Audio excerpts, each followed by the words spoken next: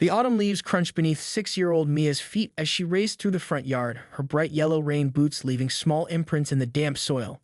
The modest suburban home on Oakwood Drive had been their sanctuary for exactly 3 months now, long enough for her mother, Elise Harmon, to plant a garden, but not long enough for the neighbors to stop staring when they collected their mail. 5 more minutes, then homework. Elise called from the front porch, where she was sorting through a stack of bills. At 36, her athletic frame still moved with the practiced economy of someone who had spent years making split-second life-or-death decisions. The faded scar above her right eyebrow and the slight stiffness in her left shoulder were the only visible reminders of her previous life, one she had deliberately left behind when Mia was born. It had been 5 years since Captain Elise Harmon had turned in her credentials at Fort Bragg, walking away from an illustrious career in Army Special Forces. 5 years of consciously softening her voice, of suppressing the instinct to scan every room for threats, of trying to be just another single mom in a series of increasingly normal neighborhoods. This quiet cul-de-sac in Pinehurst Estates was supposed to be their final stop, a good school district, reasonable home prices, the kind of place where the most dramatic event of the year was someone using the wrong color of mailbox. "Mom, look what I found." Mia's voice carried across the yard as she held up what appeared to be a shiny rock. Her dark curls, so like her father's, bounced around her heart-shaped face. Elise smiled and was about to respond when the black sedan pulled up in front of their house. 2 men in navy blue blazers stepped out, their movements too coordinated to be casual visitors. Something in Elise's mind clicked into high alert, the part of her brain that had never fully disengaged from threat assessment. "Mia, come inside now, please," she said, her voice deliberately light despite the sudden tension coiling in her muscles. "But Mom, now sweetie." The men approached with clipboards in hand, wearing identical smiles that didn't reach their eyes. The taller one spoke first. "Ms. Harmon, I'm Robert Keller, and this is my associate, David Marsh. We're from the Pinehurst Estates Homeowners Association Compliance Committee." Elise positioned herself between the men and the front door where Mia had reluctantly retreated. "I wasn't aware of any scheduled inspections today." "This isn't an inspection, ma'am," Marsh said, his gaze sliding past her to take in the modest home. "We've received several complaints about violations on your property." "Violations?" Elise's voice remained neutral, but she'd already noted several troubling details. Neither man wore a name badge. Their business cards, when hastily produced, bore no physical address for the HOA, just a P.O. box and a generic email. The vehicle they arrived in had out-of-state rental tags. "Your garden beds exceed the permitted height by 3 inches, Keller stated, consulting his clipboard with theatrical seriousness. "And you've installed unapproved solar lighting along your walkway." Elise remembered the neighbor who had stopped by when they first moved in, Caroline from 4 houses down, warning her about an HOA scam targeting new residents in nearby neighborhoods. "I'll need to see some identification," she said, her hand casually slipping into her pocket where her phone was already recording. The men exchanged glances. "Of course," Keller said, reaching into his jacket. "But first, we'll need to document the violations. My colleague will need to check your backyard. Standard procedure." Marsh was already moving toward the side gate, where Mia had left her toys scattered about. "No," Elise said, the word landing like a stone. "You're not from any HOA. This neighborhood doesn't even have one." And just like that, the carefully constructed facade of normal suburban life began to crack. A silence stretched between Elise and the 2 men taut as a tripwire. Their polite smiles dissolved into hard lines as they reassessed the situation. Keller's hand remained inside his jacket while Marcia's eyes darted to the front door where Mia peered through the window, her small face curious. "There seems to be a misunderstanding," Keller said, his voice dropping an octave. "We're actually from the Regional Planning Commission. The HOA paperwork is just standard." "No," Elise interrupted, her stance shifting subtly. Years of training had taught her to recognize the signs, the slight bulge beneath Marsh's blazer indicating a concealed weapon. The way Keller's weight had shifted to the balls of his feet, ready for quick movement. "You're not from any planning commission either. I want you off my property. Now." Through the window, Elise caught Mia's eye and gave an almost imperceptible nod toward the hallway, their practiced signal. Without hesitation, the little girl disappeared from view. "Good girl," Elise thought. "Go to the safe room, just like we practiced." "I think you're being unreasonable, Ms. Harmon," Marsh said, taking a step toward the side of the house, where the kitchen door would provide another entry point. "We just need to complete our assessment and have a quick word with your daughter about the community children's program." The mention of Mia sent a cold wave of clarity through Elise's mind. This wasn't a random scam. They were here for her daughter. "You know my name, but I never gave it to you," she observed calmly, her body relaxed in a way that wouldn't have alarmed anyone who truly knew her. "Who sent you?" Instead of answering, Keller finally withdrew his hand from his jacket, revealing not identification, but a small black device. A taser. This can go one of two ways, he said. The easy way is you cooperate and no one gets hurt. Your daughter comes with us for a little chat with an interested party, and you get her back when certain arrangements are made. And the hard way? Elise asked, already calculating angles, distances, and the fact that Mia would have reached the reinforced bathroom by now, the burner phone in hand following the emergency protocols they had drilled countless times. Don't make us demonstrate the hard way, Marsh said, now openly moving toward the side gate. It's just business. Nothing personal. Elise allowed a small smile that never reached her eyes. That's funny. I was about to say the same thing. What happened next occurred with such fluid precision that a casual observer might have missed the individual movements. As Keller raised the taser, Elise was already in motion. Her left hand deflected his arm upward, sending the taser's prongs harmlessly into the air, while her right palm delivered a devastating strike to his solar plexus. The man doubled over, gasping for breath that wouldn't come. Marsh reacted quickly, reaching for the weapon under his jacket, but Elise had already closed the distance. Her elbow connected with his throat, followed by a swift kick to the side of his knee. The sickening crack of ligaments tearing echoed in the quiet suburban street as he collapsed with a scream. "Mom?" Mega's voice came through the small speaker hidden beneath the porch light, part of the security system Elise had installed their first week in the house. "I called the number. Uncle Jake says he's 8 minutes out." "Good job, sweetheart. Stay put," Elise replied, her breath even despite the exertion. She knelt beside Keller, who was still struggling for air, and efficiently removed a handgun from his shoulder holster. "Amateur," she muttered, checking the weapon. "You didn't even take the safety off." 8 minutes in a crisis was both an eternity and a heartbeat. Elise had once held position in a sandstorm for 72 hours, tracking a high-value target across the Afghanistan and Pakistan border. She learned to measure time not in minutes but in heartbeats and controlled breaths and the calculated pause between decision and action. The sleek black pickup that pulled into her driveway belonged to Jake Mercer, former Delta operator and the only person from her past life she still trusted implicitly. He exited the vehicle with the efficient movement of someone who had seen too much combat to ever fully relax, his badge glinting in the afternoon sun. "You never could make friends the normal way, could you?" he said, surveying the zip-tied men on her porch with a professional detachment that belied the concern in his eyes. "You know me. Always the life of the party," Elise replied, the familiar banter a thin veneer over the simmering rage she kept carefully contained. "Mia's in the safe room." Jake nodded, understanding the unspoken request. He headed inside to retrieve the little girl while Elise maintained watch over their unexpected guests. Keller had recovered enough to glare at her with undisguised hatred, while Marsh whimpered quietly, his knee grotesquely swollen. "Local PD is 4 minutes out," Jake called from the doorway moments later, Mia's small hand clasped in his. The child's eyes were wide but dry.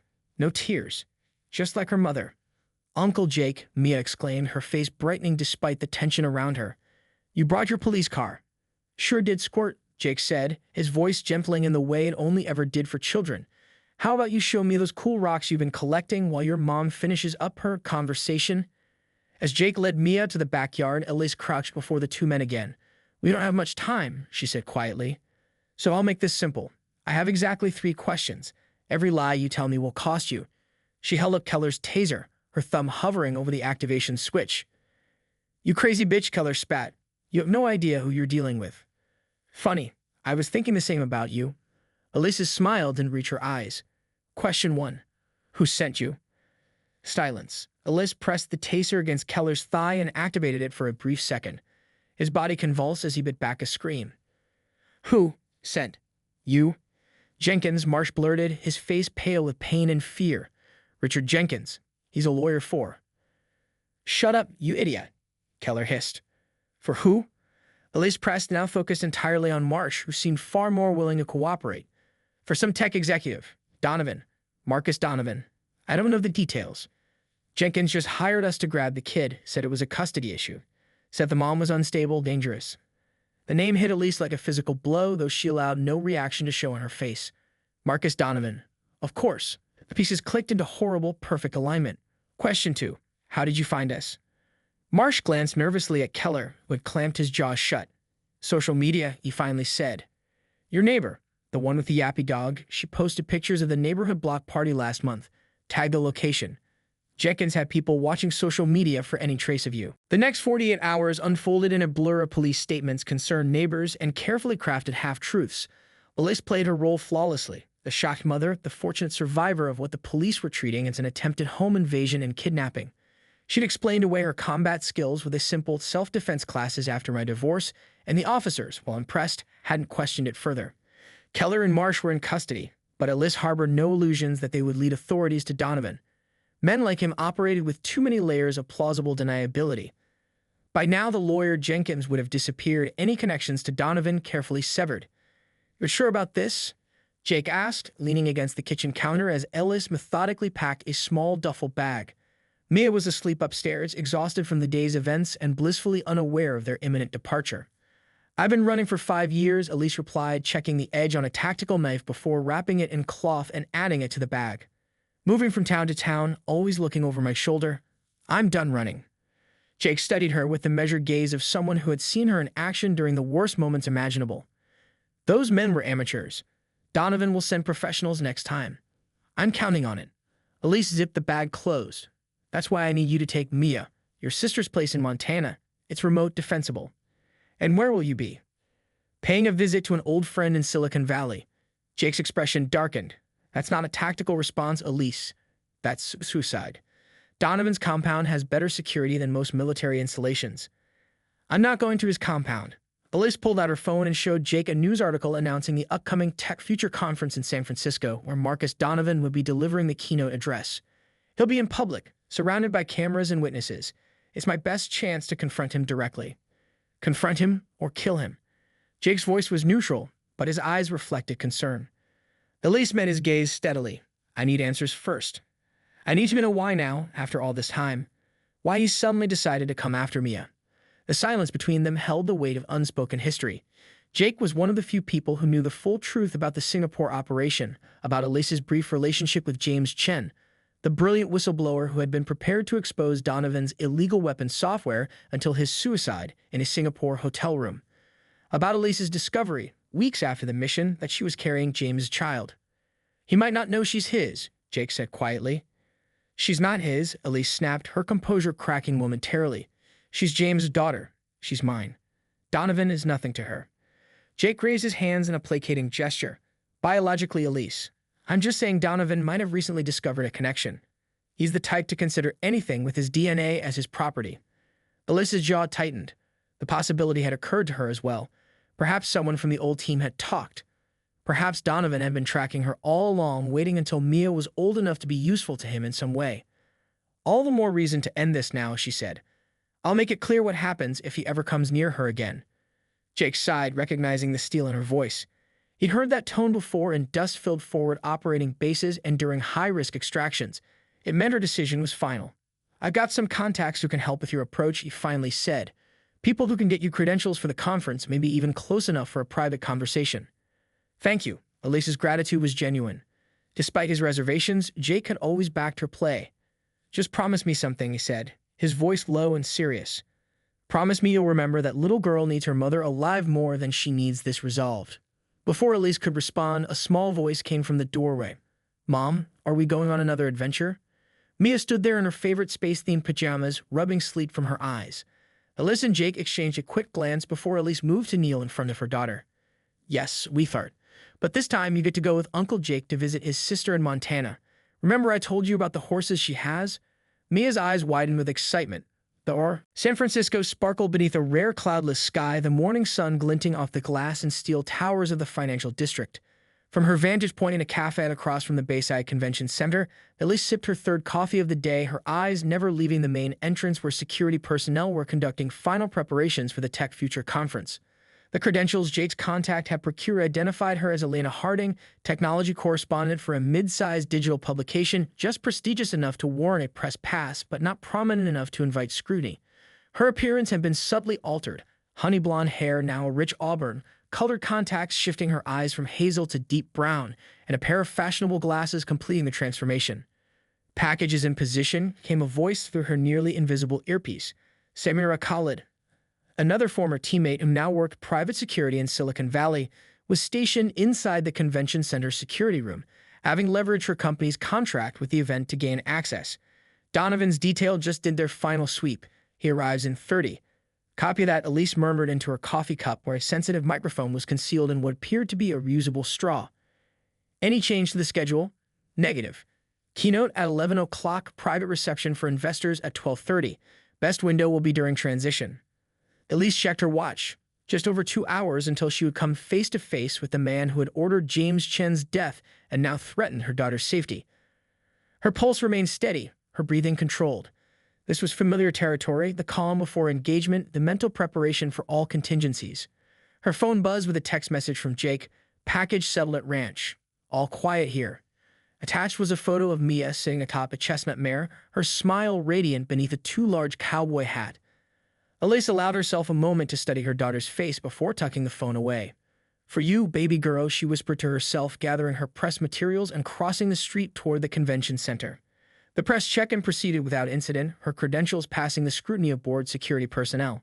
Inside, the cavernous main hall hummed with activity as tech industry elites networked over premium coffee and artisanal pastries. Holographic displays showcased the latest innovations while carefully selected music created an atmosphere of optimistic futurism. Elise moved through the crowd with practiced ease, her body language mimicking the harried enthusiasm of a working journalist on deadline. She positioned herself near the side entrance to the main stage, where Samara had confirmed Donovan would enter for his keynote. At precisely 10:45, the energy in the room shifted subtly. Security personnel in suits touched their earpieces and took positions around the perimeter of the stage. Elise felt him before she saw him, that indefinable presence that powerful people carry with them like a force field. Marcus Donovan entered through a side door, surrounded by a phalanx of security and assistants. At 52, he cut an impressive figure, tall and fit, with the confident posture of a man accustomed to commanding rooms. His silver-threaded dark hair and tailored suit projected the image of the visionary tech leader that financial publications love to profile. Only someone who knew what to look for would notice the calculating coldness behind his smile, the watchful assessment in his eyes as he scanned the room. Elise recognized the gaze of a predator, the same expression she'd seen in warlords and terrorist leaders across 3 continents. As he passed within 10 feet of her position, Elise felt a surge of primal rage that she carefully contained behind her professional facade. This was the man responsible for James' death, the man who had sent thugs to kidnap her child. Every instinct screamed at her to eliminate the threat permanently. But that wasn't the mission. Not yet. The keynote proceeded as expected, Donovan's charismatic delivery captivating the audience with promises of technological solutions to humanity's greatest challenges. The irony wasn't lost on Elise. The man who had silenced a whistleblower prepared to expose his company's development of autonomous weapon systems now positioned himself as a humanitarian visionary. "Technology is neutral," Donovan told the rapt audience. "It's how we apply it that determines whether it becomes our salvation or our downfall.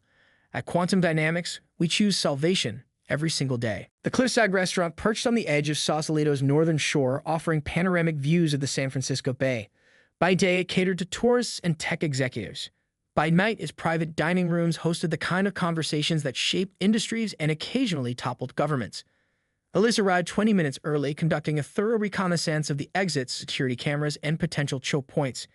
She'd spent the preceding 24 hours verifying Donovan's claims, pulling strings that hadn't been touched in years, calling in favors from former contacts now embedded in intelligence agencies and private security firms.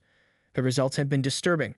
Richard Jenkins, Donovan's lawyer who had allegedly hired the men to kidnap Mia, had been found dead in his Oakland apartment, an apparent suicide that bore all the hallmarks of a professional job. 2 other Quantum Dynamics executives had died in separate accidents over the past month.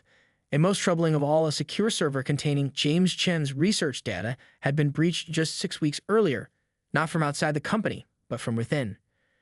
"You chose the location well," she said as Donovan slid into the seat across from her in the restaurant's most isolated booth.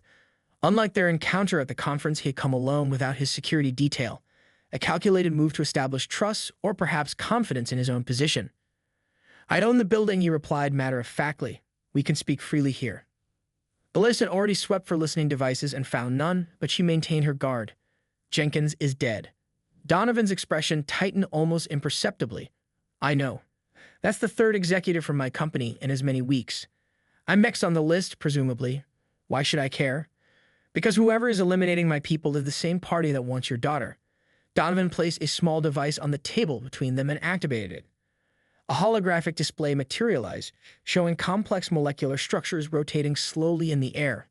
This is what James was working on before Singapore. Not weapons systems, though that's what everyone believed, including myself initially. Elise studied the display, her scientific knowledge limited but her pattern recognition exceptional. Genetic markers, specifically genetic keys to a quantum encryption protocol. Donovan manipulated the display, zooming in on specific sequences.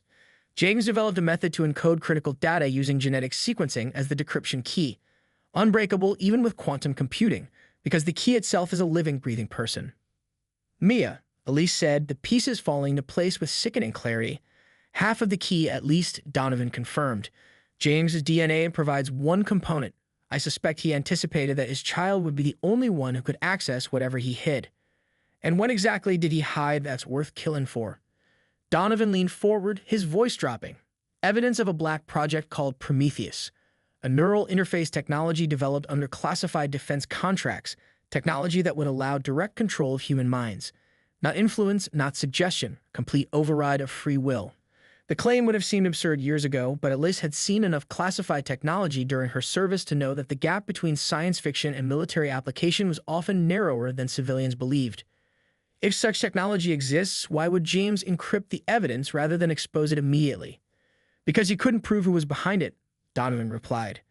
The project existed in fragments across multiple contractors, government agencies, and private laboratories. No single entity had the complete picture, except for whoever was coordinating it all. James spent years gathering the pieces, tracking financial transactions, following the technology trail. And you want me to believe you weren't involved? Elise's skepticism was evident.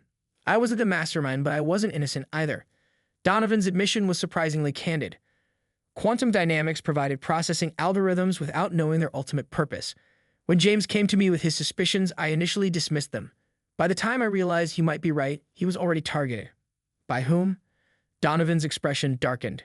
We call them the Consortium, a shadow group of military contractors, intelligence officials, and corporate interests. No formal structure, no paper trail. Just powerful people united by the belief that controlling the masses was preferable to risking true democracy. It sounded paranoid, the kind of conspiracy theory that populated the darker corners of the internet. Yet in Elise's experience, the most dangerous conspiracies weren't the elaborate global cables, but rather loose networks of influential people with aligned interests and no ethical boundaries.